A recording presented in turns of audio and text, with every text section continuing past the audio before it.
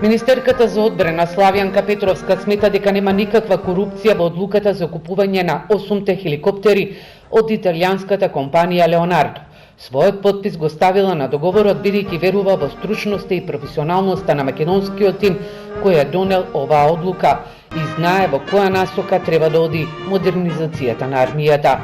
Кажав дека ако има било каков сомнеж за корупцијски скандал, јас сум подготвена апсолутно да се соочам со тоа, ако има било какви докази, а јас сум уверена дека нема докази, бидејќи верувам во исправноста на одлуката која што интегрираниот проектен тим ја донесе.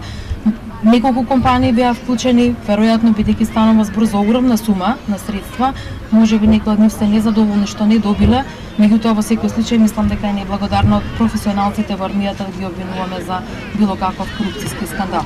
Петровска денеска од Штип истакна дека двете влади на Северна Македонија и Италија имаат склучено договор и обвинувањата за оваа компанија значи и обвинување кон Италија, што и дипломатски е недозволиво. Италијанската компанија Леонардо во понудата од 230 милиони евра има дадено и пакет за одржување на хеликоптерите.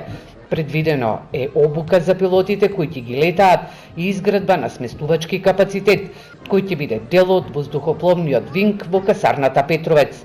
Петровска порача и дека како Министерство за одбрана се апсолутно подготвени да излезат во пресред за лекување на украинските војници. Но треба да се има предвид дека лекувањето е во изрична надлежност на Министерството за здравство.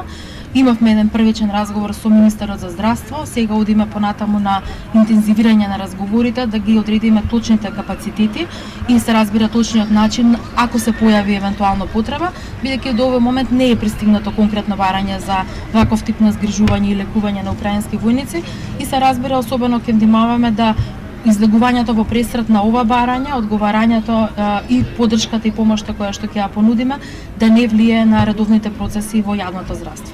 Денеска во Штип беше организиран отворен ден и граѓаните одблизу се запознаа со дел од вооружувањето, борбената опрема и возилата на Арама.